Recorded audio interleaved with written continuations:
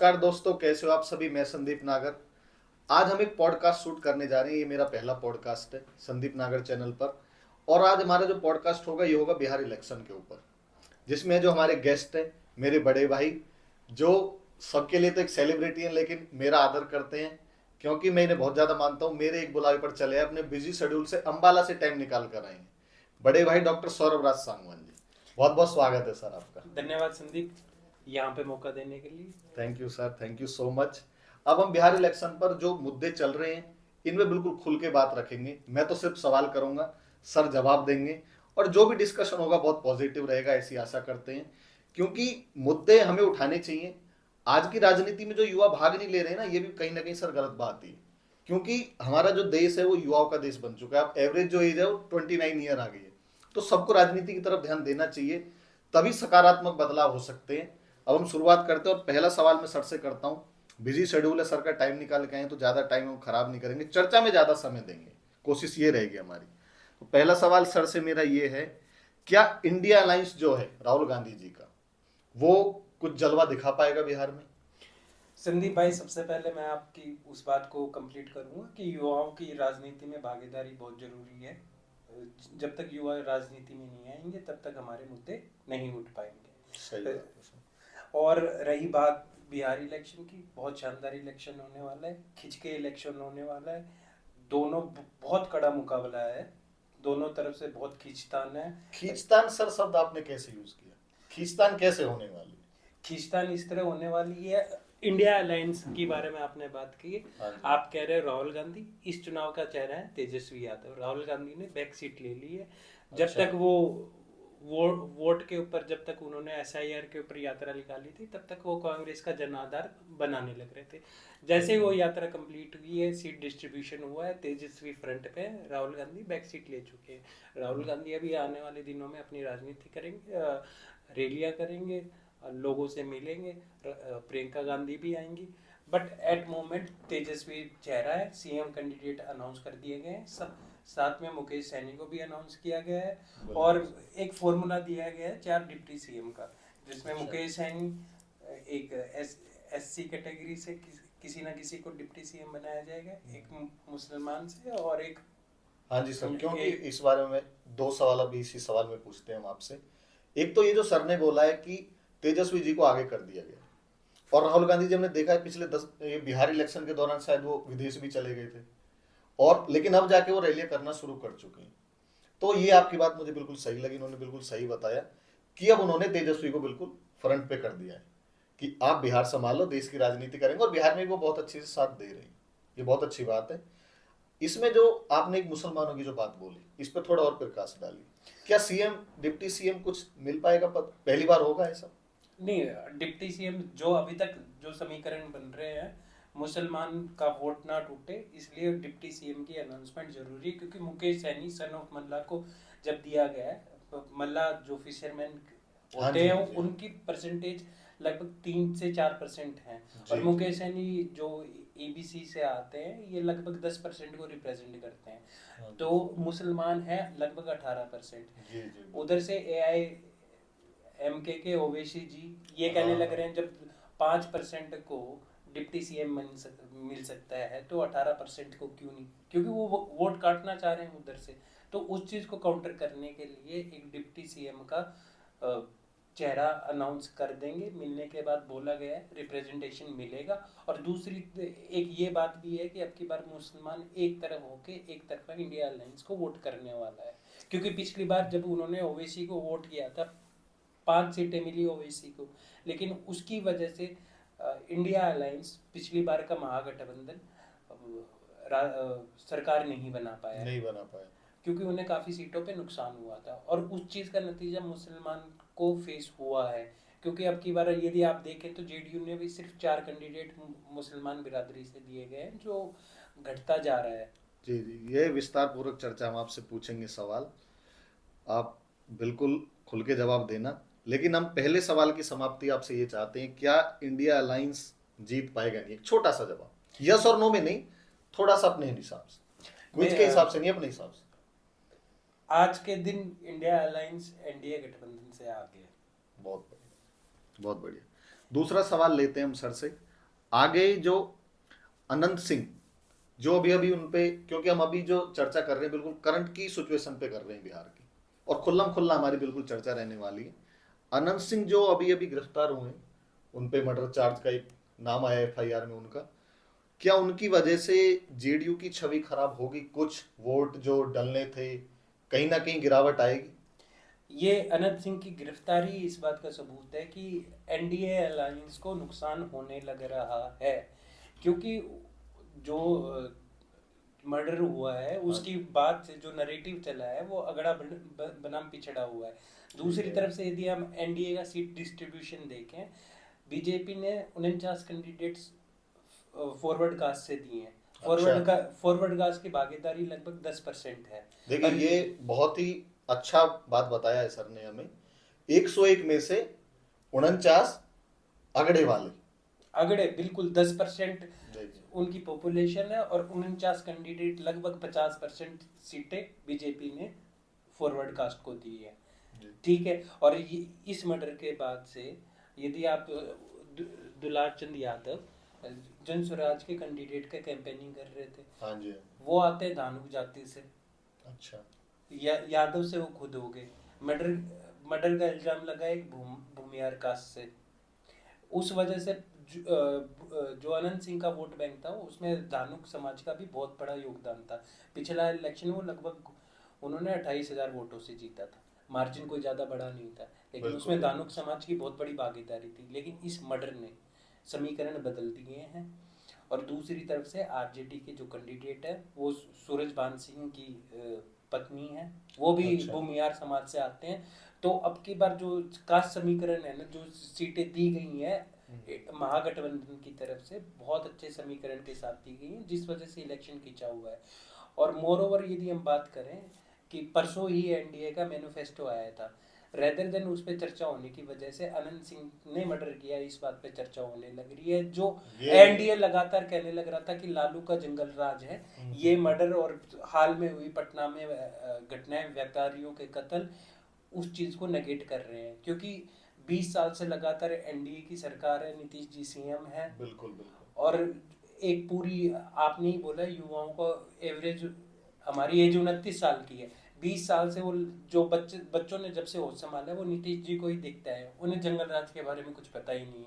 और बिल्कुल वो ऊपर से जब वो बोलते हैं जंगल राज, तो आज जो हत्याएं होने लग रही हैं, जो हिंसा होने लग रही है, वो भी तो जंगल राज को रिप्रेजेंट कर रहे हैं। तो इस तरीके से जो महागठबंधन के लिए एक नेगेटिविटी थी कि भी कानून व्यवस्था खराब होगी, खराब थी, तो कानून व्यवस्था आज के दिन भी खराब है। तो बिल्कुल उस बिल्कुल। वजह से उनको फायदा हुआ। और ऊपर से जो ये कास्ट समीकरण बनने लग रहे हैं, इलेक्शन की कोशिश आप देखिए, जन स्वराज के कैंडिडेट का कैंपेनिंग चल रहा था, लेकिन हाँ, जब डेड बॉडी आई तो उनके साथ वीना जी थी, जो सूरजबान की पत्नी है, आरजेडी से कैंडिडेट है, वो ट्रैक्टर पे बैठी थी। अब इलेक्शन मोकामा में हो गया अगड़ा बनाम पिछड़ा, पिछड़ा, और बिल्कुल सही ऊपर बात। से अगड़ा ही कैंडिडेट है आरजेडी का, तो इस वजह से जो समीकरण एकदम से बदल गए हैं। इसी वजह से गिरफ्तारी की गई है। इस चीज़ को, जो नुकसान होना उसको काउंटर करने के लिए अनंत सिंह की गिरफ्तारी हुई है, ऐसा मेरा मानना है। तो कहीं ना कहीं ये आप मानते हैं कि जेडीयू की और साथ साथ में एनडीए अलायंस की छवि खराब हुई है, नुकसान उन्हें होगा? बिल्कुल नुकसान होगा, क्योंकि वहां पे और बात आपने साथ साथ पूरे मोकामा सीट का बिल्कुल एकदम से ऐसे बिल्कुल समीकरण बिल्कुल बता दिए हैं, अच्छे से समझा दिया है कि क्या वहां पे चल रहा है। बहुत अच्छा लगा सर। अब तीसरा सवाल लेते हैं सर। जी। तीसरा जो हमारा सवाल ये है, यदि एनडीए जीतता है, यदि एनडीए जीतता है बाई चांस, या जीतता भी है, 14 नवंबर को पता चल जाएगा, तो क्या हम बोल सकते हैं जो पिछले 10-11 सालों से हम देख रहे हैं कि Modi magic, Modi magic, Modi magic, यदि एनडीए जीतता है तो फिर हम कह सकते हैं कि मोदी मैजिक जो है, मोदी मैजिक वो कायम है? इस पर थोड़ा बताइए। जो मेरा मानना है, जो मेरी बिहार की समझ है, बिहार में सिर्फ बिहारी चलेगा, बाहरी नहीं चलेगा।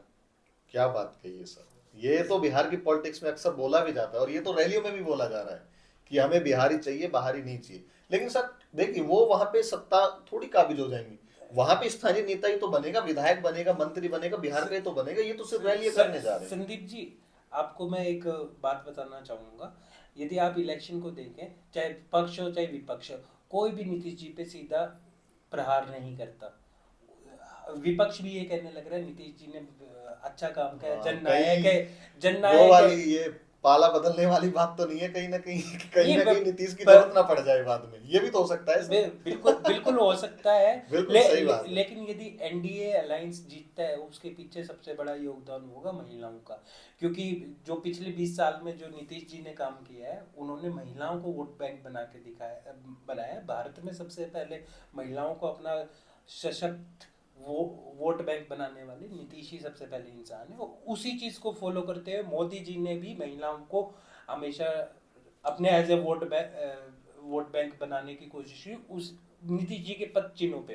क्योंकि ये एक्सपेरिमेंट नीतीश जी ने किया था जब 1995 का इलेक्शन हुआ, तब लालू जी की पूरी उन्हें उनने इलेक्शन जीता पूर्ण बहुमत से। उस टाइम इलेक्शन के बाद नीतीश जी ने समीकरण को समझा और उन्होंने बोला कि मैंने न लालू के जिन को समझ लिया है और अगले 10 साल के अंदर मैं इस जिन को अपने पक्ष में ले आऊंगा। और उन्होंने ईबीसी और महिलाओं का अपना एक सशक्त वोट बैंक बनाया और 2005 का इलेक्शन जीता। और वही सोशल इंजीनियरिंग वो आज तक करते आए हैं। और जो अभी इन्होंने 10,000 रुपए महिलाओं के बैंक में डालने, घोषणा नहीं, उन्होंने डाल दिए हैं। घोषणाएं तो नई नई हुई हैं अभी। घोषणाएं तो तेजस्वी ने उन्हें काउंटर करने के लिए करने की कोशिश की है। 10,000 जो दिया है उसका पूर्ण रूप से इम्पैक्ट है और उसी वजह से ये इलेक्शन खिंचा हुआ है। यदि वो घोषणा नहीं करते तो एनडीए इस इलेक्शन में कहीं नहीं होता। बहुत बड़ी बात कह रहे हैं सर आप।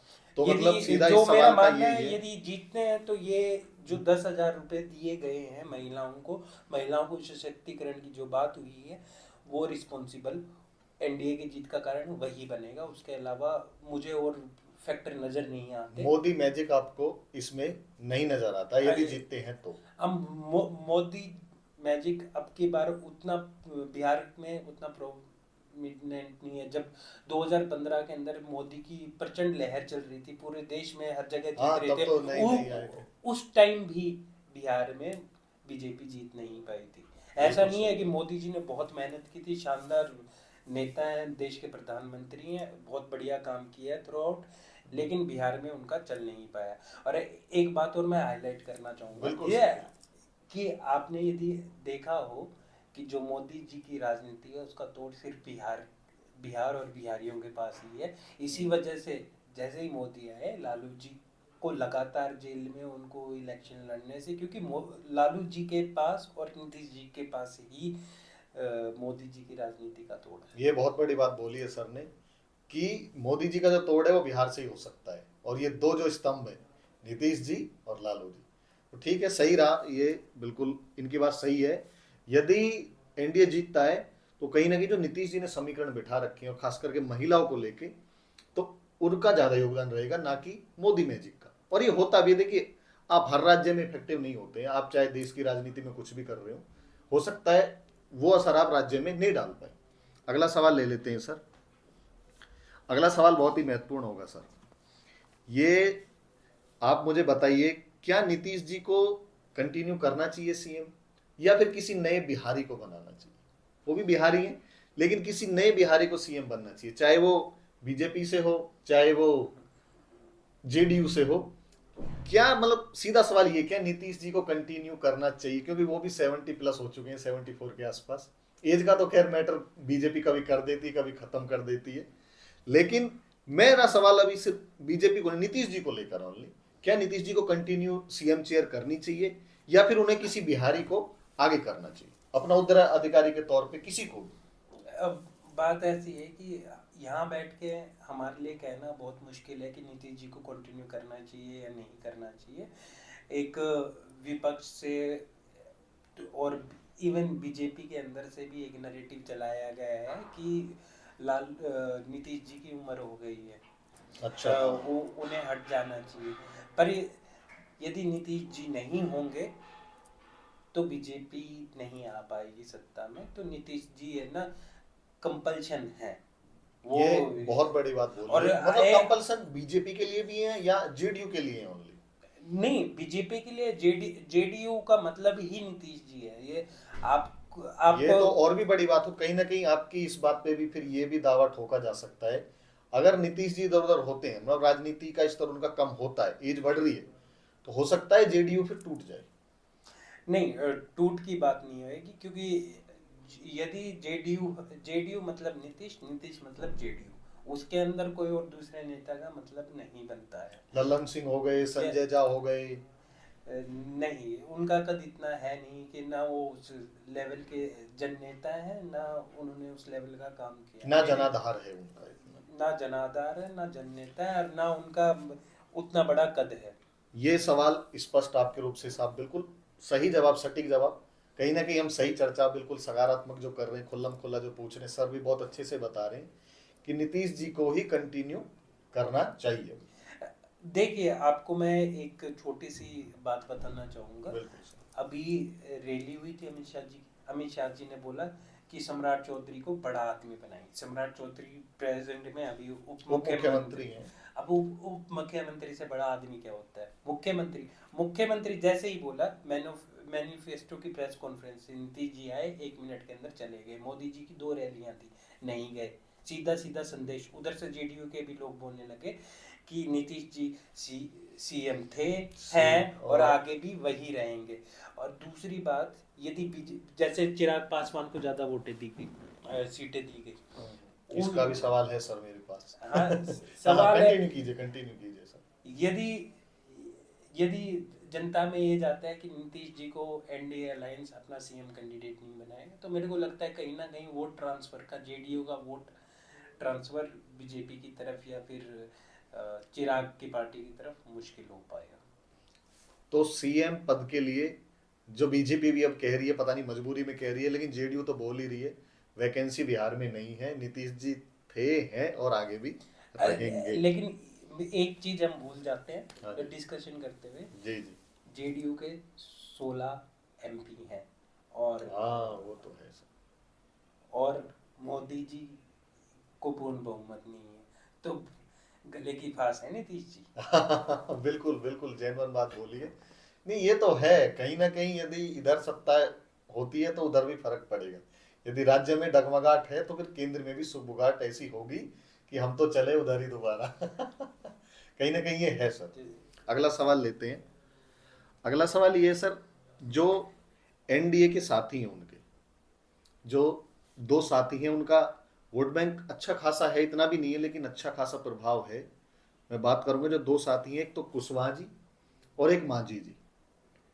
ये जो 2 साथी हैं ये कहीं ना कहीं बोल रहे थे इलेक्शन से पहले, जब सीट शेयरिंग नहीं हुआ था, कि हमें भी 15 सीट के आसपास तो चाहिए, थोड़ी इज्जत हमारी भी कर। लेकिन जब जो सीट समीकरण हुआ, हम सिलसिलेवार से सवाल पूछेंगे, चिराग का भी नंबर आएगा, एआईएम का भी आएगा और भी ज्यादा सवाल आएंगे, लेकिन अभी हम पूछेंगे सिर्फ कुशवाहा जी और मांझी के बारे में।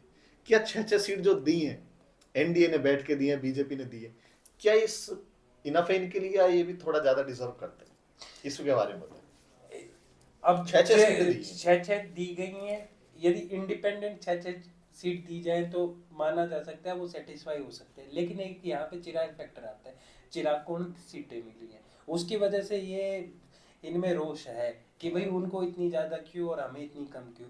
दूसरी बात, यदि आप ध्यान दें कि जैसे उपेंद्र कुशवाहा है, कुशवाहा समाज को रिप्रेजेंट करते हैं, वो उनको अपना वोट आधार दिखाते हैं। दूसरी तरफ से महागठबंधन जबरदस्त पोचिंग कर रहा है, जबरदस्त कुशवाहा कैंडिडेट, उन्होंने बहुत सारे कुशवाहा कैंडिडेट उतारे, और वो इंडिया अलायंस ने। बिल्कुल इंडिया अलायंस ने। और लगातार आसपास की राजनीति भी देख के, यदि आप यूपी की भी राजनीति देखें, जहाँ पे भी जैसे हमारे संजय निषाद हैं, ओपी राजभर हैं, ये बीजेपी ने, और या फिर पटेल समाज के, कुर्मी समाज के अपना दल है, अनुप्रिया पटेल, और उनकी अपना उनकी भी सिस्टर। हाँ, तो वो जो अपना दल है उनका भी मार्जिन खत्म होता है, तो जो ये लोकल छोटी पार्टीज है उन्हें अपने अस्तित्व का खतरा दिखता है, इस वजह से वो इनसिक्योर है। दूसरी बात मैं ये भी हाईलाइट करना चाहूँगा, जब लोकसभा का इलेक्शन हुआ तो उपेंद्र कुशवाहा इलेक्शन हार गए थे। उपेंद्र कुशवाहा इसलिए इलेक्शन हार रहे थे क्योंकि पवन सिंह वहाँ से इलेक्शन लड़ गए थे, और पवन सिंह का टिकट कटा था बीजेपी की तरफ से, उस रोष में यही हुए थे। तो जो गेम चली वो उपेंद्र कुशवाहा के अगेंस्ट चली, जिस वजह से कुशवाहा समाज में बहुत नाराजगी थी। और दूसरी तरफ से इसका मौका बनाने के लिए महागठबंधन ने कुशवाहाओं को बहुत टिकट दिए। जैसे ही समाज के लोगों को टिकट मिलेगा तो समाज उस तरफ जाएगा, तो आकर्षण महागठबंधन की तरफ भी है। दूसरी बात, सेम बात मांझी जी के लिए भी है। आपने यदि ध्यान दिया हो तो दशरथ मांझी के जो परिवार के लिए जो एक घर बनाया गया है, वो राहुल गांधी ने बनवा के दिया है। वो उन्होंने कोशिश की है कि मांझी समाज को भी अपनी तरफ आकर्षित किया जाए। दशरथ मांझी समाज में काफ़ी रुतबा रखते हैं, उनको पिक्चर भी आई है जिस वजह से काफ़ी फेमस है। मांझी समाज के सेंटिमेंट जुड़े हुए हैं और ये केंद्र में मंत्री भी हैं, जीतन राम मांझी केंद्रीय मंत्री भी हैं, केंद्रीय मंत्री हैं। लेकिन जीतन राम मांझी ने ऐसा मांझी समाज के लिए कुछ किया नहीं है। तो राहुल गांधी ने कोशिश की है कि मांझी समाज को अपनी तरफ, जो दशरथ मांझी जिन्होंने पहाड़ तोड़ के रास्ता बनाया था, जिनके ऊपर पिक्चर भी बनी हुई है, नवाजुद्दीन सिद्दीकी साहब ने बहुत अच्छा किरदार निभाया है और तो वो सच्चाई है। उनके परिवार के पास पक्का घर नहीं था रहने के लिए।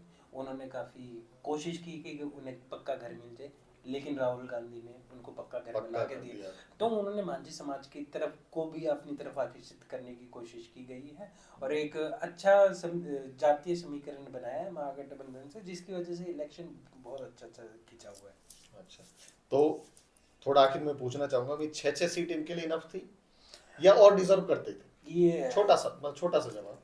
बिल्कुल, ये थोड़े और डिजर्व करते थे कहीं ना कहीं, क्योंकि 14-15 मांझी जी भी यदि अपनी पार्टी को प्रॉपर तरीके से रजिस्टर कराना चाहते थे, उन्हें एटलीस्ट 8 MLA चाहिए थे। जब 6 सीटों पे लड़ रहे हैं तो 8 तो आएंगे नहीं। बिल्कुल सही बात है, सही है, बिल्कुल ठीक है। देखिए, छोटी है पार्टी लेकिन इनका वोट बैंक है और दोनों ही लगे। इंडिया अलायंस भी चाहता है कि हमारी तरफ आ जाए और एनडीए में तो अभी है ही जी।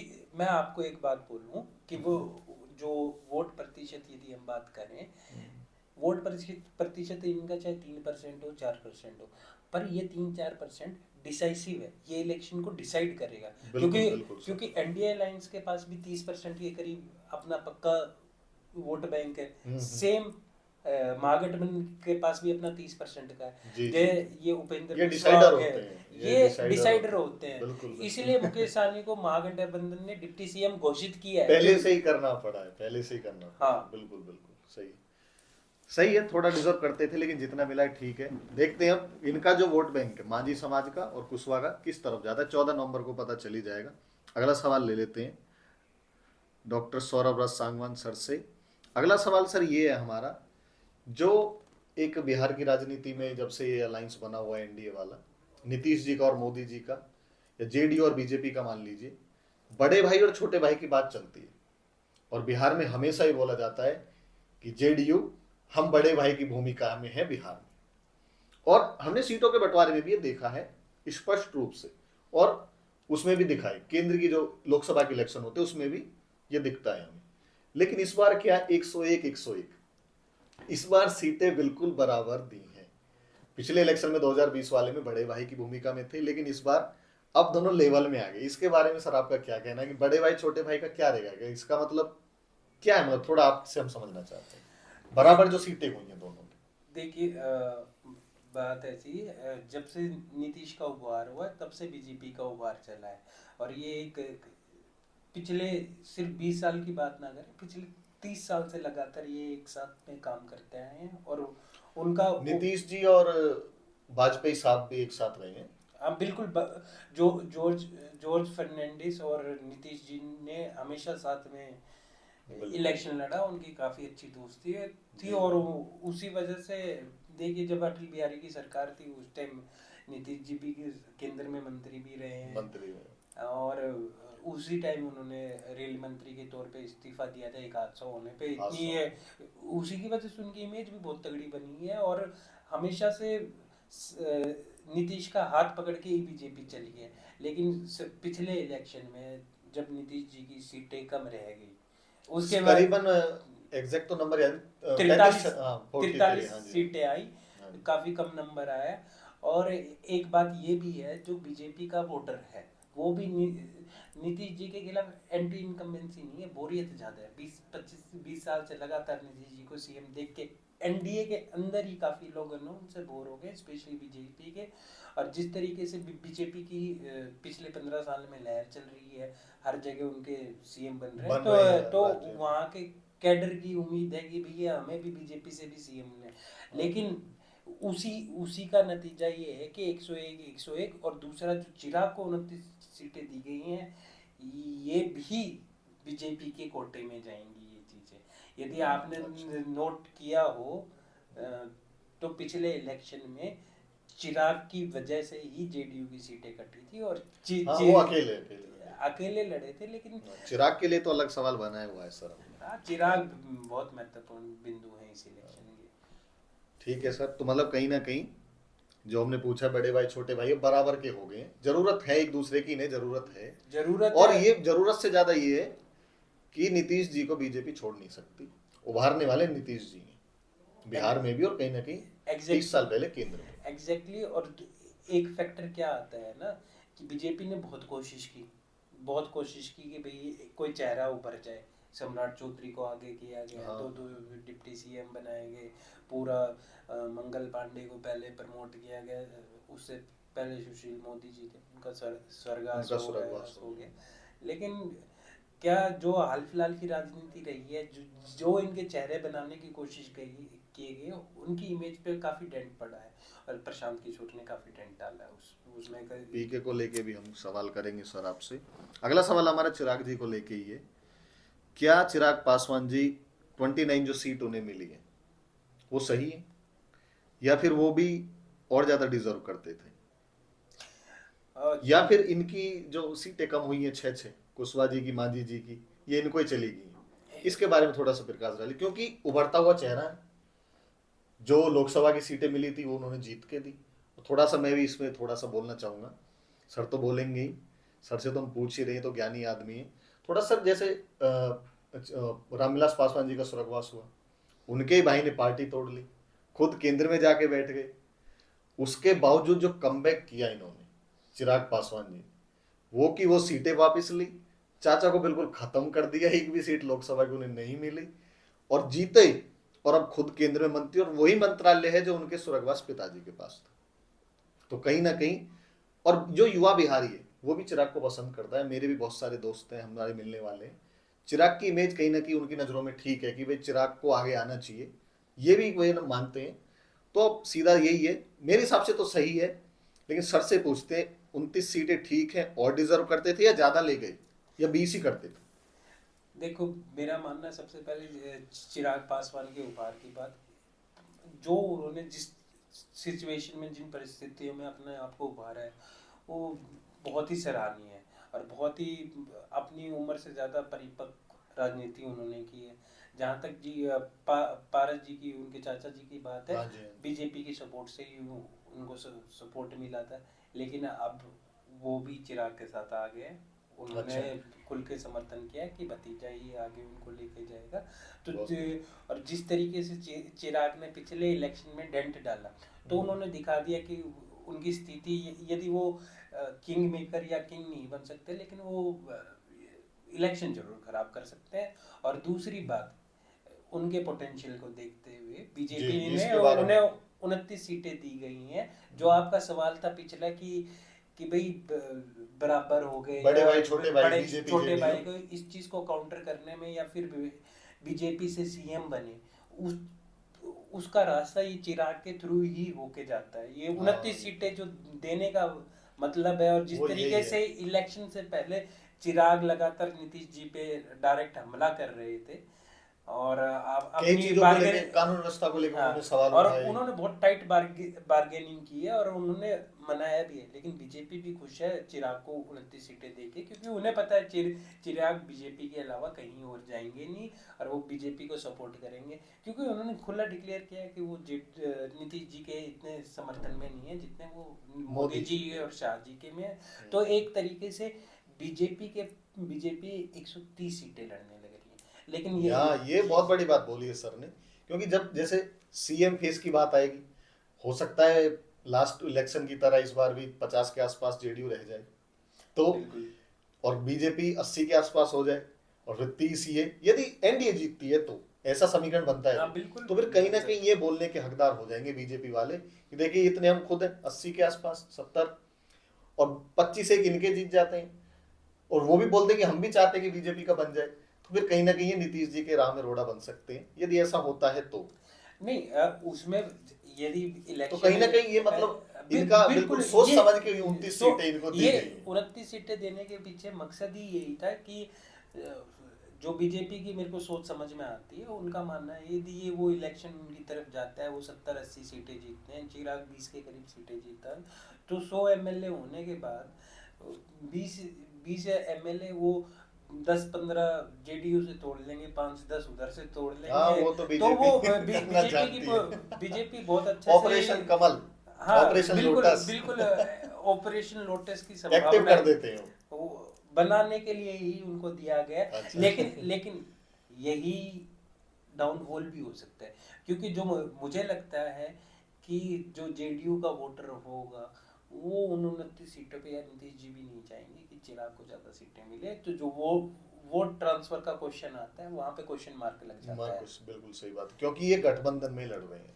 यदि आप है ना ये इनका उम्मीदवार आमने सामने नहीं है।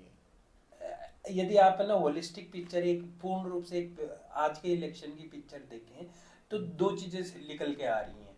जो सीट डिस्ट्रीब्यूशन हुआ है बीजेपी एनडीए की तरफ से, लगभग 75 कैंडिडेट उन्होंने फॉरवर्ड कास्ट से दिए हैं, लगभग 10% आबादी को 75 सीटें दी गई हैं। ये मानना पड़ेगा, बहुत बड़ा चंक है। ये गंभीर सवाल है और दूसरी बात, उन्होंने लगभग 18% जो मुसलमान है उसको, उसके सिर्फ पांच कैंडिडेट होंगे, तो मुश्किल से 5 है, 4 जेडीयू के, मेरे को पता नहीं चिराग के मुझे ध्यान नहीं उन्होंने कितने मुस्लिम चेहरों को दिया है, 1-2 को दिया है, तो 6-7 बीजेपी तो देती नहीं, बीजेपी देती नहीं। तो आप इलेक्शन में ये सोचिए कि लगभग उन्होंने 20% को तो छोड़ दिया, अब वो 80% वोट के ऊपर उनकी नजर है कि 80 में से हमें ना 50% हमें आए।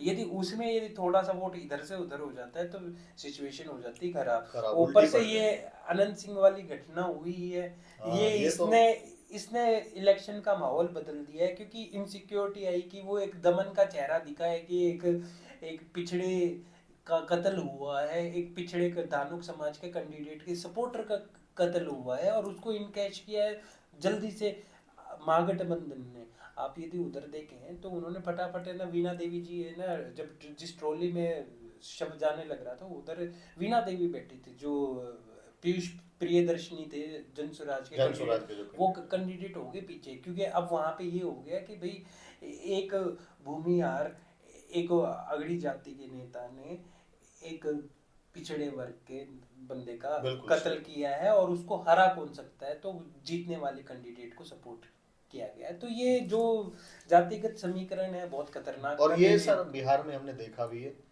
यहाँ पे हिंदू मुस्लिम जो है धर्म से ज्यादा जातियों पे बहुत ज्यादा फोकस किया जाता है, यहाँ पे जातियों की चलती है।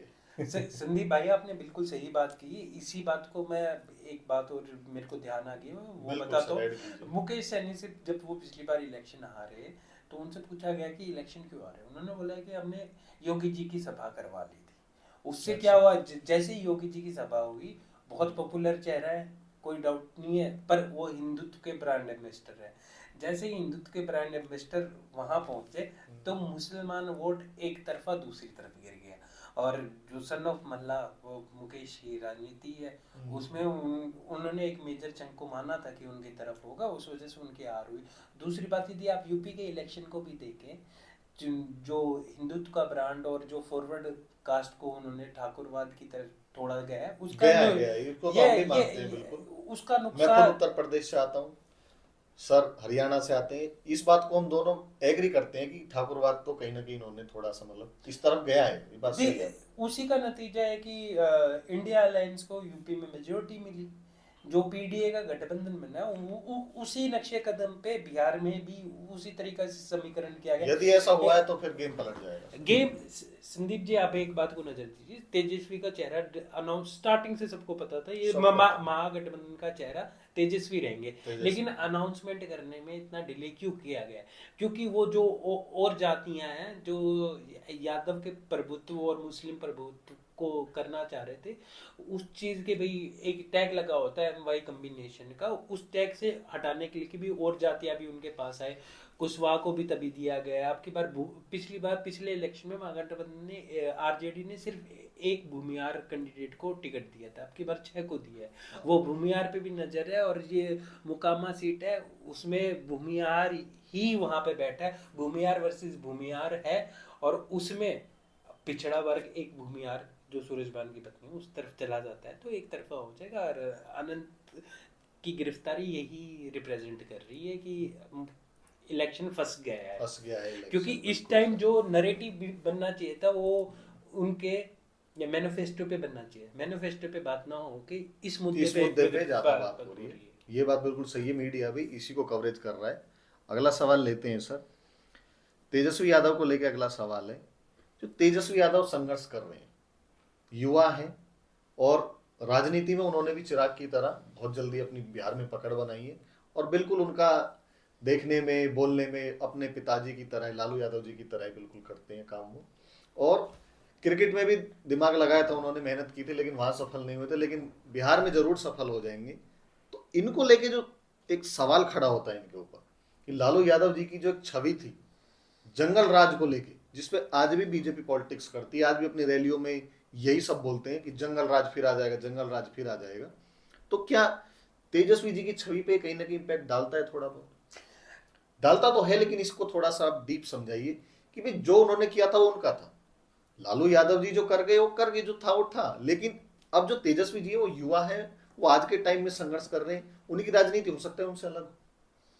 तो इसमें थोड़ा सा बताइए, क्या जंगल राज का जो एक टैग लगा हुआ है लालू यादव जी के ऊपर, क्या ये टैग तेजस्वी को कंटिन्यू करता है? कहीं ना कहीं इनकी छवि खराब होती है, इस पे थोड़ा नैरेटिव चलाने की पूर्ण कोशिश हुई है, लेकिन एक बात है, हमारी जनता की याददाश्त है ना इतनी ज्यादा है नहीं। अच्छा। आप धुल जाते हैं अब वो, और लालू जी के समय पे समय धुंधला कर देता है चीजों को, समय के साथ परिस्थिति बदल जाती है, लेकिन बीजेपी बार बार यही याद दिला दी है लेकिन ये लालू यादव जी जो के बेटे हैं तेजस्वी जी, हाल फिलहाल में संदीप जी फिर आ जाएगा। हाल फिलहाल में जो घटनाएं हुई हैं, पटना में जो हत्याएं हुई हैं व्यापारियों की, व्यापारियों में भी रोष था कि भाई किडनैपिंग भी हुई है, हत्याएं हुई है, और अभी भी इलेक्शन के अंदर भी हिंसा हुई है। तो अब जो जब ये बोलते हैं कि भाई जंगल राज आ जाएगा, तो अभी कौन सा सुशासन चल रहा है? ये बहुत बड़ी बात कह रहे हैं सर। सुशासन बाबू के नाम से नीतीश जी को जाना जाता है, लेकिन सर का ये मानना है कि अभी कौन सा सुशासन चल रहा है, हाल फिलहाल जो परिस्थिति है उसको लेकर। क्योंकि देखिए, मर्डर होना, किडनैपिंग होना, लूट होना, चोरी होना, ये जो सब घटनाएं हैं, इनको लेके तो नैरेटिव बना जाता है जंगल राज का। और अभी भी जब हो रहा है, और ये किसी छुपा नहीं है, चाहे मैं बीजेपी की तरफ हूँ, चाहे ये बीजेपी की तरफ हो, चाहे मैं इंडिया अलायंस की तरफ हूँ, चाहे इंडिया की तरफ हूँ, लेकिन जो खुल्लम खुल्ला हम जो चर्चा कर रहे हैं वो मुद्दों पर है। वो पारदर्शिता यही दिखाती है कि आज में भी हो रहा है, और जो हो रहा है ये गलत है, फिर ये भी जंगल राज हुआ। देखने की बात है। देखिए अभी है ना, जो शासन है वो चुनाव आयोग के पास है, पूरा का पूरा प्रशासन के पास है। पहली बात उस, यदि हम जो मुकामा की घटना है, ये टर्निंग पॉइंट हो सकता है इलेक्शन का, कि 40 गाड़ियों के काफिले चल रहे थे, हथियार बंद लोग चलने लगे, तभी तो गोलियां चली। इलेक्शन मुकामा की समीकरण एक सभी बहुत खुल के बोल रहे हैं, और ये कहीं ना कहीं डेंट देगा, दे दिया है डेंट हो सकता दे दिया। आज यदि आपको मैं एक बात बताना चाहूंगा, अभी क्या अभी तक है ना, महागठबंधन है ना, जो 10,000 महिलाओं के खाते में पैसे गए थे उसका तोड़ ढूंढने की कोशिश कर रही थी। तेजस्वी लगातार ये बात कहना लोगों के बीच अपने बात ये बोल रहे थे, एक तो हमें ना जीविका दीदी को 30,000 की सरकारी नौकरी देंगे, और दूसरा वो एक भ्रम की स्थिति पैदा करना चाह रहे हैं लोगों के बीच में कि ये 10,000 दिया ये कर्ज है, क्योंकि उन्हें उस चीज का तोड़ मिल नहीं पा रहा था। लेकिन जो ये घटना हुई है इसने काफी समीकरण बदल दिए हैं। एकदम से इलेक्शन महागठबंधन का उठ गया था, जो सीट डिस्ट्रीब्यूशन में डिले हुआ उसकी वजह से महागठबंधन का मोमेंटम डाउन हो गया था क्योंकि लेकिन अब महागठबंधन ने चीजें ठीक की, सीट डिस्ट्रीब्यूशन पे राहुल जी भी वापस आए बिहार में, वापस आए। राहुल जी बैकग्राउंड में इसलिए गए थे क्योंकि कांग्रेस चाहती थी एक हार्ड बार्गेनिंग, और वो इस इलेक्शन से ज़्यादा कहीं 29 के लिए अपनी दावेदारी मजबूत करना चाह रही थी और अपने आप के अपनी स्थिति और अगले इलेक्शन के लिए कि ज़्यादा सीटें ले सके, इसलिए हार्ड बार्गेनिंग हुई। उसमें अव्यवस्था हुई निश्चित तौर पे, लेकिन वो अव्यवस्था अब ढक गई है इस कांड की वजह से। इस कांड की वजह जंगल राज का जो टैग जो है, जो लालू यादव, वो कल की बात होगी। आज का जंगल राज लोगों को काफी खुल के दिख गया। बहुत अच्छी बात की, बहुत बड़ी बात है। देखिए बहुत खुल के, जो जिसके लिए सर बुलाए थे बिल्कुल वही कर रहे हैं, खुल के बिल्कुल बता रहे हैं कि जो ये भी हो रहा है, और मैं भी इस चीज को बिल्कुल सपोर्ट करता हूँ। कहीं भी जो घटना घटित होती है, शासन किसी का भी हो, जंगल राज में वो कहलाया जाएगा। अगला सवाल ले लेते हैं सर। अगला सवाल सर कांग्रेस को लेकर और राहुल गांधी जी को लेकर ही है। चर्चा में हम बीच बीच में सबके बारे में पूछते ही आ ही जाता है, क्योंकि पूरे इलेक्शन पे हम चर्चा कर रहे हैं सिलसिलेवार तरीके से। मैंने कुछ सवाल जो लिख के रखे हैं। क्या कांग्रेस वापसी कर पाएगी सर? दूसरा इसी में ऐड जो किया है मैंने, राहुल गांधी जी ने यात्रा की चुनाव से पहले जी, तो उभार पाएंगे, जान डाल पाएंगे, फूक कुछ मतलब दे पाएंगे कुछ? क्योंकि ऐसा हो गया ना नैरेटिव, कहीं भी आप राहुल गांधी जी का नाम लेंगे, कांग्रेस का नाम लेंगे, नैरेटिव ऐसा बना दिया गया है देश में। हालांकि कांग्रेस जितनी मजबूत देश में है, इतनी अभी कोई पार्टी है नहीं। हर घर में, हर मोहल्ले में, हर गली में कांग्रेस का कार्यकर्ता आज भी मौजूद है। लेकिन जो थोड़ा राइज एंड फॉल चलता रहता है जीवन में, सबके में होता है। लेकिन राहुल गांधी जी को लेकर ऐसा नैरेटिव बना, अरे इनसे कुछ होगा ही नहीं, ये तो कर ही नहीं सकते, तो होगा ही नहीं। लेकिन उनकी जो रैलियां थी, उनके जो रोड शो थे, उनमें काफी भीड़ थी। तो मेरा सवाल यही है सर, कि कांग्रेस वापसी बिहार में कर पाएगी? क्या राहुल गांधी जी का कुछ जलवा जो उन्होंने दिखाया है, जो जोश दिखाया है रैलियों में, वो असर डाल पाएगा, वोट ले पाएगा इसमें? देखिए, एक पहली बात, यदि मतलब कहते हैं कि जलवा कर पाएगी या कर पाएगी, राहुल गांधी कर चुके हैं बहुत सी चीजें। अब वो विपक्ष के एक नेता के तौर पे उभर चुके हैं, क्योंकि लीडर ऑफ अपोजिशन है। और जी सर, लेकिन मैं बिहार के बारे में वहीं से शुरुआत करूंगा। आप एक बार थोड़ा मुझे मौका दीजिए, मैं पूरी बात बोलता हूँ। कि राहुल गांधी की जो नैरेटिव चलने लगा है काफी पिछले काफी समय से, काफी सालों से चल रहा है, 10 साल से ज्यादा, 2011 से लगातार नैरेटिव चल रहा है, 15-16 साल हो गए। और जो भी उनके पास जितनी भी उन्होंने बाउंसर, गुगलियां, यॉर्कर सब वो झेल चुके हैं, काफी एक्सपीरियंस ले चुके हैं। तो अब वो उस चीज से ऊपर उठ चुके हैं, परिपक्व नेता हो चुके हैं, बिल्कुल परिपक्व हो चुके हैं, और वो अब सड़क की राजनीति करने लगे रहे। यदि आपने ध्यान दिया हो, वो मखाने के खेत के अंदर भी उतरे, वो सन ऑफ मल्ला के पास भी बैठे, वो यूथ के बीच में भी बैठने लग रहे हैं, और जो डायरेक्ट सवाल कर रहे हैं, लोगों से डायरेक्ट सवाल कर रहे हैं। एसआईआर का मुद्दा था, लोग बोल रहे हैं कि एसआईआर का मुद्दा नहीं चलेगा। एसआईआर का मुद्दा एक तो बहाना था, लेकिन वो अपनी कांग्रेस को के अंदर जान फूकना चाह रहे थे। यात्रा से पहले कांग्रेस के मुख्यालय पे, दफ्तरों पे कुछ 2-4 बुजुर्ग लोग बैठे होते थे। यदि आप जाके देखेंगे तो आज के दिन युवा कांग्रेस का कार्यकर्ता जोश में है। तभी तो इतनी हार्ड बार्गेनिंग की है भाई। बिल्कुल, ये दावेदारी तभी की जाती है जब आपका वोट बैंक वहां पे हो। तभी तो सीटें पिछली बार 70 में से 20-21 जीती थी, ठीक है, 20 के करीब 19 सीटें जीती थी, जितना मेरे को ध्यान है, अभी अप्रोक्सीमेटली इतना ही कुछ जीता था। लेकिन अब की बार भी 60-65 सीटें उन्हें मिली। किस वजह से? क्योंकि राहुल गांधी ने जान फूकी, और राहुल गांधी अब पूरे देश में मुसलमानों ने अपना नेता मान लिया है राहुल गांधी को। तो ये मानना पड़ेगा, ये फैक्ट है। ये कहीं ना कहीं जो बीजेपी खुल के 80-20 की राजनीति करती है, तो कहीं ना कहीं राहुल गांधी जी भी खुल के बोलते हैं, सपोर्ट करते हैं। नहीं, वो इस बात का 80-20 की राजनीति पहले क्या था कि ना ऑन नहीं कर रही था अपोजिशन की, भाई हाँ मुसलमान हमारा वोट बैंक है, उस चीज को ऑन नहीं कर रहा था, उसकी जिम्मेदारी नहीं। अब अपोजिशन खुल के ऑन करने लग गए कि भाई हम सिर्फ अल्पसंख्यक का दलित का, और इस संविधान को बचाने की बात कर रहे हैं। जैसे ही संविधान बचाने की बात करते हैं, इक्वलिटी की बात आती है, जो सबको एक साथ लेने के चलने की बात आ जाती है। अब जब 80-20 की बात हो जाती है तो उसमें कुछ लोगों को छोड़ दिया जाता है, पर वो जिन लोगों को छोड़ा जा रहा है वो उनको अपने साथ लेके जा रहे हैं। और और कहीं ना इस कहीं वजह से उनको अपने आप ही, आप देखो ना कि ना 5 साल पहले तक बात ये चलता था कि भाई अपोजिशन का लीडर कौन है, ममता का भी नाम आता था, केजरीवाल का भी नाम आता अखिलेश जी था, का हो अखिलेश जी का भी गया। आता था। अब कि भाई नेता है वो, लेकिन आज के दिन बताओ कौन ममता का नाम लेता है, केजरीवाल का कौन नाम लेता है ये तो भाई? है, ये तो मतलब अखिलेश अखिलेश और राहुल साथ में आए तो उसका फायदा अखिलेश को भी हुआ, 37 सीटें जीत के आए ना। बीजेपी को धड़ाम कर दिया। योगी जी का जो जलवा था तो राम मंदिर बनने के बाद, वो कहीं ना कहीं नहीं चल पाया, सीटें बहुत कम हो गई। नहीं, अब इसमें इधर थोड़ा सा मैं ऐड करना चाहूंगा, क्योंकि उन्होंने अपनी पॉलिटिक्स को कुछ इस तरह से सुधारा है राहुल गांधी जी ने। जैसे ट्रेन में गए, ट्रेन के लोको पायलट लोगों से मिले, वो कारपेंटर की दुकान पे जाके मिल रहे हैं, वो डायरेक्ट खेतों में मिल रहे, कुली से मिल रहे हैं। तो कहीं ना कहीं उन्होंने अपनी राजनीति को ग्राउंड पे वो लेके आए, जो आपने बोला है। देखिए, जो भी इंसान सड़क की राजनीति करेगा, लोगों के बीच में जाएगा, एक्सेसिबिलिटी देगा लोगों को, वो अपने आप पॉपुलर होगा। राहुल गांधी शुरू से पॉपुलर थे।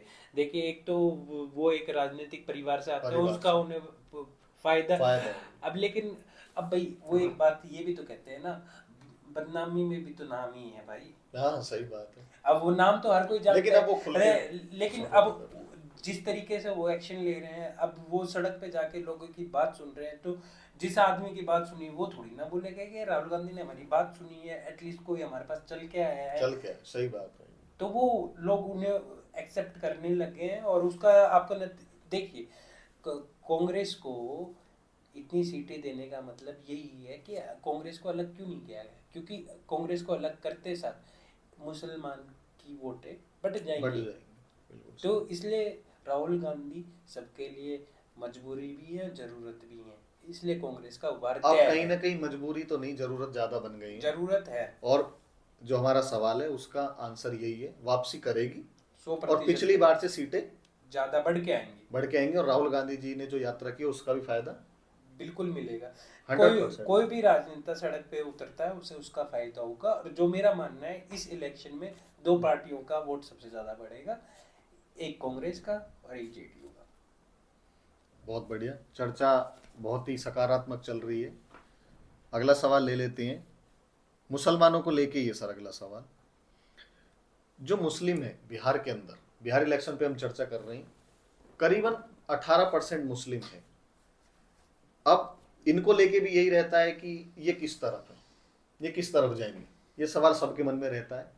और राजनीतिक पार्टी तो सोचती है हम तो घर पे टीवी देखते हैं, अपने समीकरण बनाते हैं, आपस में चर्चा कर ली, 2 लोगों से पूछ लिया कि वहाँ क्या चल रहा है। लेकिन जो राजनीतिक पार्टियां होती है उन्हें हमसे ज़्यादा टेंशन रहती है कि किस तरफ जाएंगे।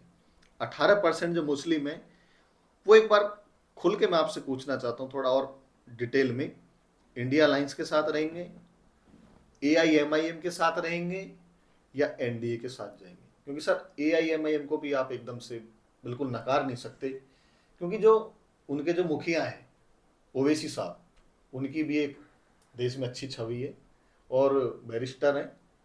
लोग जहाँ मतलब उनको सूंघते पहुंच ही जाते हैं, वो जहाँ जाते हैं भीड़ आई जाती है। तो कहीं ना कहीं भीड़ उन्हें देखने आ रही है या कन्वर्जन होगा, इसके बारे में आप कुछ बताइए मुसलमानों को लेके। हाँ, वो किस तरफ जाता है? बिल्कुल, मैं खुल के आपको बोलूं, जो मुसलमान 25 साल से जिनकी उम्र ज़्यादा है, वो एक तरफा इंडिया अलायंस की तरफ है। जो ओवैसी जी का क्रेज है, वो 18 से 25 के नए बच्चों के अंदर है। वो ये बहुत बड़ी बात है। उनकी बातें सुन के वो प्रभावित होते हैं। लेकिन AIM को पिछली बार ओवैसी जी को सीटें देख के मुसलमानों ने देख लिया कि उनके हक की सरकार नहीं बनी, तो वो दूध का जला भाई छाछ भी फूक फूक के पीता है अब की। और दूसरी बात देखिए, अभी जो एक विपक्ष ने नैरेटिव बनाने की कोशिश की थी, जो SIR का था, सबसे ज़्यादा इम्पैक्ट SIR के ऊपर, या जो राहुल गांधी की और तेजस्वी की यात्रा थी, उसका सबसे ज़्यादा इम्पैक्ट मुसलमानों पे पड़ा है। वो एकजुट होके वोट डालेंगे, क्योंकि जो नैरेटिव चलाया गया है, सीमांचल के एरिया में सबसे ज़्यादा वोट कटे हैं। हाँ। और जो बोला गया है, इवन सी वोटर के सर्वे में भी आया है कि भाई SIR करने से क्यों किया गया है? तो सरकार को फ़ायदा पहुंचाने के लिए ये क्वेश्चन पूछा गया, सरकार को फ़ायदा पहुंचाने के लिए SIR किया गया या नहीं किया गया? हाँ ना में उसका जवाब लिया गया। 56% लोगों को मानना था हाँ सरकार को फ़ायदा पहुंचाने के लिए ये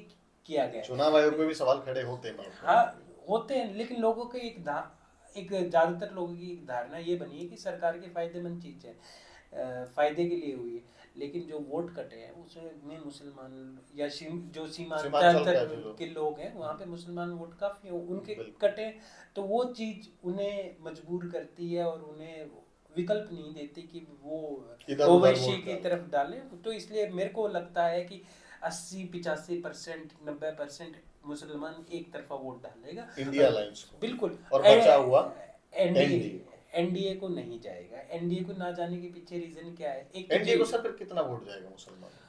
जो 2-3% 4%, इससे ज्यादा नहीं जाएगा। उसके पीछे भी रीजन है। उसके पीछे रीजन ये है कि एक तो कैंडिडेट नहीं दिए, दूसरी बात बीजेपी की खुली पॉलिटिक्स है, एंटी मुस्लिम पॉलिटिक्स है, सबको पता है इसमें। और जैसे अभी इलेक्शन का माहौल बन रहा है, योगी भी आएंगे, मोदी भी आएंगे और काफी सारे जो 10-12 सीएम लगाए हैं बीजेपी, बिल्कुल उप मुख्यमंत्री लगाए, सांसद विधायक पहुंच रहे हैं, यूपी से नंदकिशोर गुर्जर जी पहुंच रहे हैं, हाँ दिल्ली से जो पूर्व सांसद रहे रमेश बिदूड़ी जी पहुंच रहे हैं, थोड़ा थोड़ा जो हम देख रहे हैं बिहार इलेक्शन पे जो कवरेज हम कर रहे हैं। तो ये नंदकिशोर गुर्जर, बिदूड़ी जी, ये सारे किस लिए मैं कहूँगा कुख्यात है मुसलमान को गाली देने के लिए। बिल्कुल आपने खुल के बोला, इनके तो बयानों से ही पता चलता है। और दोनों से आप उस बात को भी समझे ना कि जैसे ही योगी जब भाषण बोलेंगे, गिरिराज जी ने क्या बोला, नमक हराम बोला इनको कि भैया सुविधा ले लेते हैं, वोट नहीं करते, नमक हराम है, तो उन्होंने क्लियरली मुसलमान को बोला। तो वो चीज़ें एक तरफा होने करती हैं। और बिहार में मेरे को नहीं लगता कि धर्म पे इतना इलेक्शन जाएगा जितना जाति पे जाएगा। तो कहीं ना कहीं जो सवाल था हमारा यही था कि मुसलमान किस तरफ रहेंगे। ज़्यादातर मुसलमान 85% के आसपास सर के अकॉर्डिंग, क्योंकि चर्चा सर के साथ हो रही है, एनालिटिक्स बहुत मजबूत है सर की, वो इंडिया लाइंस की तरफ रहेगा। सर इसमें एक छोटा सवाल और ऐड कर लेते हैं कि मैं अगला सवाल लूँ उससे पहले एक छोटा सा, क्या AIMIM बी टीम है बीजेपी की? ये जो पूरे देश में नैरेटिव चला, इस पर थोड़ा सा आप बताना। देखिए क्योंकि समय बहुत ज्यादा ले लिया हमने सर का, चर्चा को जल्दी समाप्त करेंगे, लेकिन इसमें और 2-1 सवाल लेंगे जल्दी। बी टीम की बात जब आई ना, जब ओवैसी ने डेंट पहुंचाने की कोशिश की, यूपी इलेक्शन में कोशिश की, बिहार इलेक्शन में, थ्रू आउट जहाँ विपक्ष मजबूती से लड़ रहा था वहाँ पे मुसलमान वोट को चर्निंग करने के लिए ओवैसी जी पहुंचे। इस वजह से उनके ऊपर इल्जाम लगा बी टीम का। आपके अकॉर्डिंग है या नहीं है? थोड़ा सा खुल के बता दीजिए। अब खुल के बात ऐसी है कि ये फिर ये चर्चा का ही विषय है, ये चर्चा का विषय है। दूसरी बात है ना, ओवैसी जी अपनी राजनीति देख रहे हैं, वो उनकी जो दिली इच्छा है कि वो पूरे भारत के मुसलमानों के एक तरफा नेता हो, तो इस वजह से उस कोशिशों में ऐसा प्रतीत होता है वो बीजेपी की बी टीम की तरह काम कर जाते हैं। तो फैक्ट भी है, लेकिन भाई कौन किसको ब्लेम कर सकता है? वो उनकी राजनीति, वो अपनी राजनीति में मजबूती से खड़े हैं और उस वजह से उन्हें वोट भी मिल रहे हैं और वो काम भी करते हैं अपने समाज के लिए। क्यों ना बने अपने समाज के नेता। अगला सवाल अब लेते हैं हम AIMIM का, आप पे हम छोड़ते हैं, कमेंट करके भी बताना क्या बी टीम है या नहीं है। थोड़ा जनता को भी जब देखेगी तो थोड़ा उनके लिए भी छोड़ना चाहिए कुछ। अगला सवाल सर PK को लेके होने वाला है। PK प्रशांत किशोर जो भारत की राजनीति में आए थे, लोगों की मतलब नेताओं की मदद करते थे, उनको बता दिया जाता था कि जो जिनके साथ PK चुनाव उस तरफ। तो सर मेरा सवाल ये है, जो उन्होंने अपनी पार्टी भी बनाई और बिहार में वो भी, अब बोल रहे हो ना जो नेता सड़क पे रहेगा जनता उसके साथ जाएगी, तो सर PK के बारे में थोड़ा सा आप खुल के बताइए। ये हमारे 1-2 सवाल और बचे हैं। क्या कुछ सीटें ले पाएंगे? क्या अपनी पार्टी को खड़ा कर पाएंगे? या फिर वो इस इलेक्शन को ना लेकर अगले की तैयारी कर रहे हैं साथ साथ? क्या उनको पार्टी बनानी चाहिए थी? क्या उनको JDU में वो रह चुके हैं, उनके साथ आना चाहिए था? क्या बीजेपी का साथ देना चाहिए था? ये सारे सवाल हमने मिक्स कर दिए। ओवरऑल PK के बारे में सर से सुनते हैं, और हमारा सवाल ये रहेगा कि PK कुछ सीटें ले पाएंगे, अपनी पार्टी को खड़ा कर पाएंगे, किसी को डेंट दे पाएंगे? ये सर हमारा आपसे सवाल। देखिए पीके राजनीति के माहिर खिलाड़ी, उन्होंने काफी चुनाव लड़ाए और अब की बार वो खुद चुनाव लड़ रहे हैं। लड़ाई भी सर, जिताई भी, बिल्कुल। और तभी सर तो हार का भी एक दो बार उन पे टैग लगा है। देखो, अब आप चुनाव लड़ेंगे तो हार जीत तो चलती है, लेकिन एक माहिर खिलाड़ी है, इसमें कोई डाउट नहीं है। पीके की काबिलियत, पीके फैक्टर है, बिल्कुल बिल्कुल है। और इलेक्शन में देखिए कि ना 2-2.5 साल से वो बिल्कुल जमीन पे लगातार काम कर रहे हैं, इस वजह से उन्होंने तो पूरे बिहार में कैंडिडेट भी उतार पाए हैं।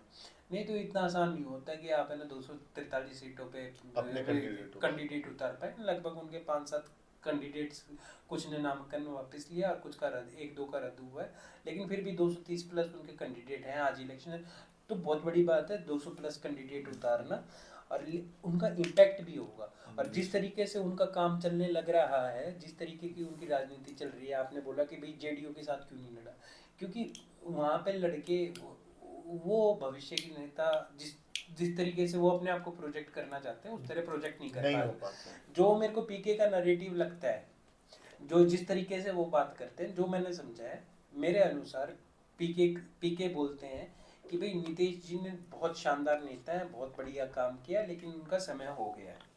हाँ, ये वो खुल के बोलते हैं, बिल्कुल खुल के बोलते हैं। और जो वो भी तो पिता बोल चुके हैं जेडीयू कि मेरे पिता समान, मेरे पिता जैसे। बिल्कुल बिल्कुल बिल्कुल।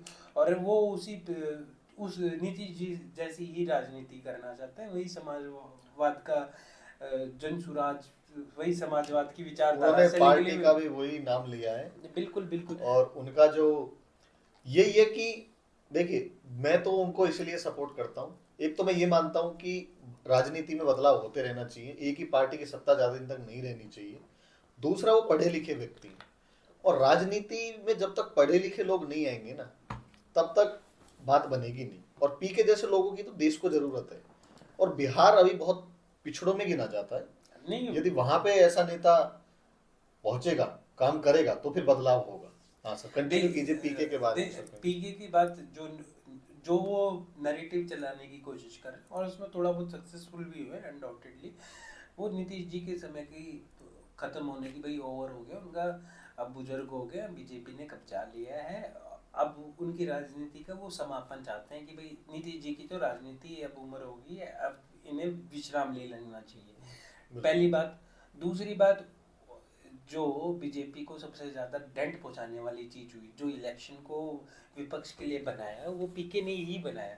उन्होंने सम्राट चौधरी के ऊपर बिल्कुल डॉक्यूमेंट्स के साथ भ्रष्टाचार के आरोप लगाए, उन्हें हत्यारा बोला, उन पे बोला कि भाई इन पे मुजरिम हैं, फेक है इनकी। देखो, ये बात है, जब तक आप किसी के बारे में खुल के नहीं बोलेंगे, खुल के पक्ष विपक्ष की राजनीति नहीं करेंगे, तो लोग आपको ज्यादा पसंद नहीं करते।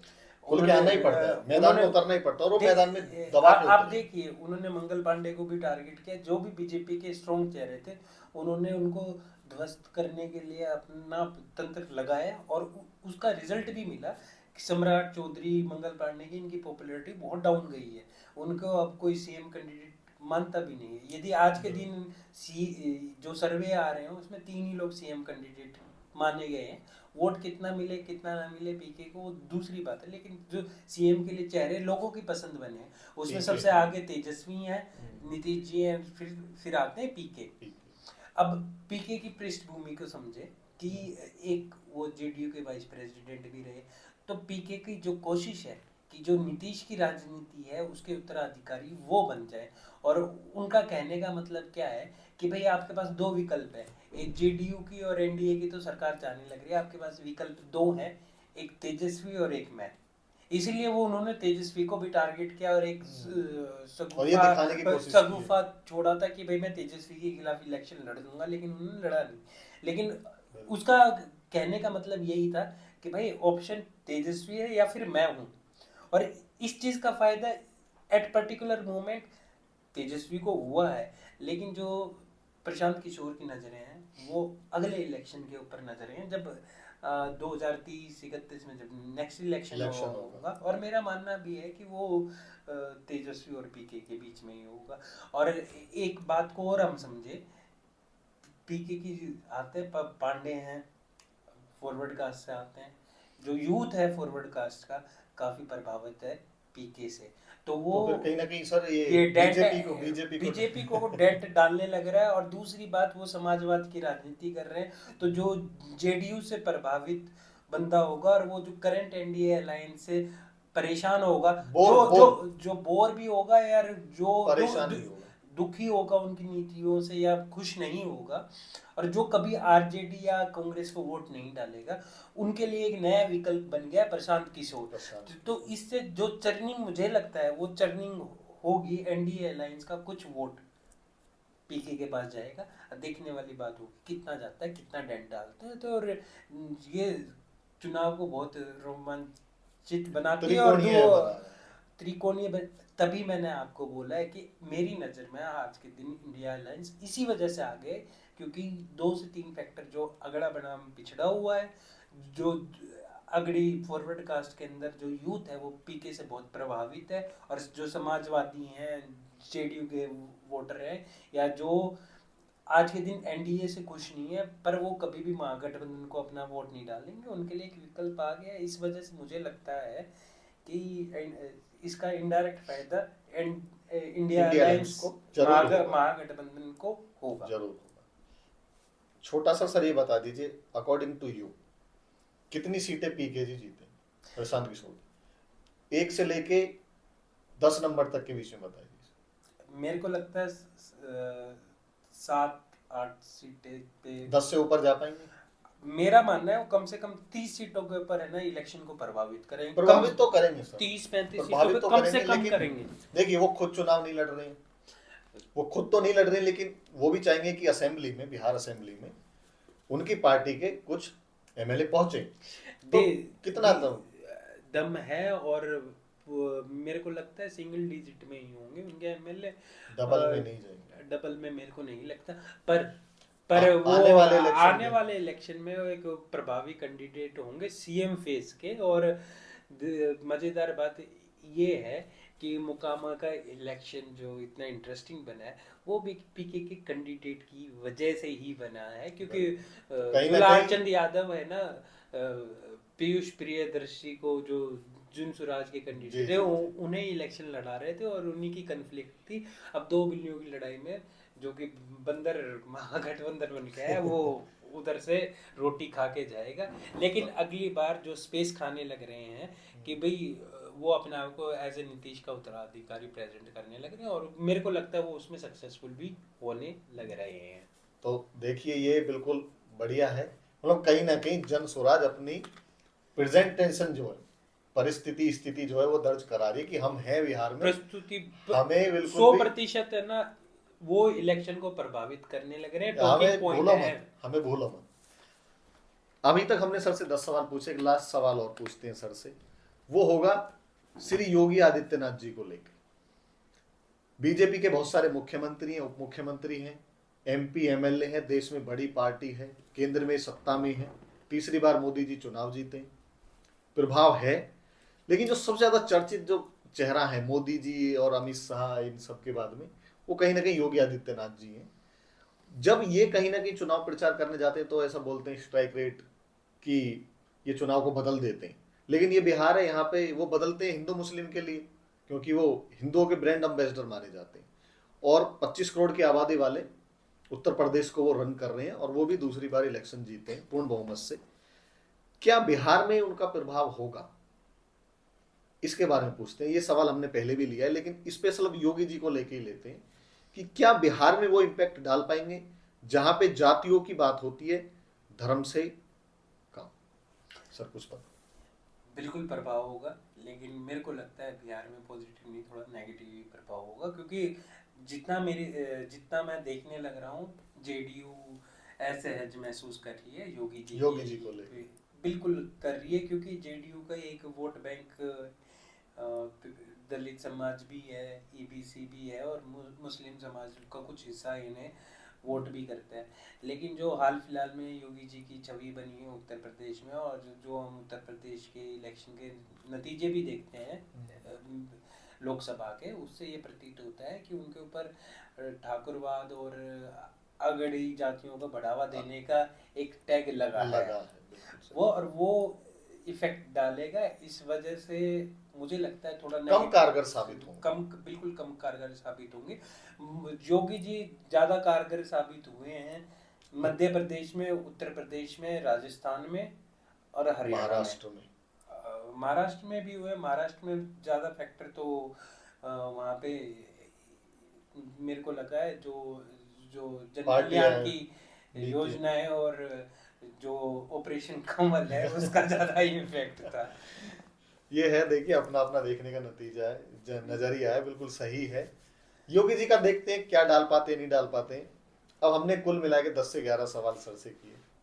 सर आपका बहुत बहुत धन्यवाद चर्चा में आने के लिए। हरियाणा से सर आए, अंबाला से, डॉक्टर सौरभ राज सांगवान। किसी नाम के ज्यादा परिचित है नहीं, लेकिन अपने छोटा भाई मानते हैं मुझे। और ये इनकी इंसानियत, इनके जो मानवता का मतलब जो एक अंदर होता है कि बेटा तू संघर्ष कर रहा है, भाई तू संघर्ष कर रहा है, आगे बढ़, वी विल सपोर्ट यू। आपसे भी यही उम्मीद है जो वीडियो देखेंगे लोग कि आप भी इसको पसंद करेंगे और लोगों को दिखाएंगे, बताएंगे। और कहीं ना कहीं जो हमने चर्चा की है ये जरूरी मुद्दे थे, इनके बारे में सर के जैसे महान व्यक्ति को बुलाना, इनसे पूछना समझना बहुत जरूरी था कि आखिर बिहार इलेक्शन में चल क्या रहा है। सर आप आए, आपका बहुत बहुत धन्यवाद समय देने के लिए। बहुत बिजी शेड्यूल होता है, सर की क्लासेस होती हैं, अलग अलग यूनिवर्सिटीज़ में लेक्चर्स होते हैं, अलग अलग कॉलेजेस में। उसके बाद भी सर आए और इतनी दूर से हरियाणा से आए, इनके लिए बार बार धन्यवाद। और मेरे जैसे को सपोर्ट कर रहे तो देखिए कितने अच्छे इंसान होंगे। काबिल तारीफ है, मैं ज़्यादा इसलिए नहीं कर रहा हूँ, सच में ही है। थैंक यू भाई, आप भी बहुत शानदार काम कर रहे हैं और ऐसे ही करते रहें। और आप जैसे युवाओं की हमारे देश को जरूरत है, और जो आप काम कर रहे हैं बहुत सराहनीय है। और आदमी अपने काम से ही आगे बढ़ता है और आप शानदार काम कर रहे हैं। आप बहुत बहुत शुभकामनाएं और बहुत बहुत धन्यवाद, आपने मुझे यहाँ पे बुलाया, बहुत बहुत धन्यवाद। तो पॉडकास्ट आपको कैसा लगा, आप इसको देखो, शेयर करो और आप कमेंट करना। कुछ जो पॉइंट हमने चर्चा किए गलत सही इसमें जो भी है इसमें जरूर कमेंट करना। Thank you so much. धन्यवाद। Thank you sir.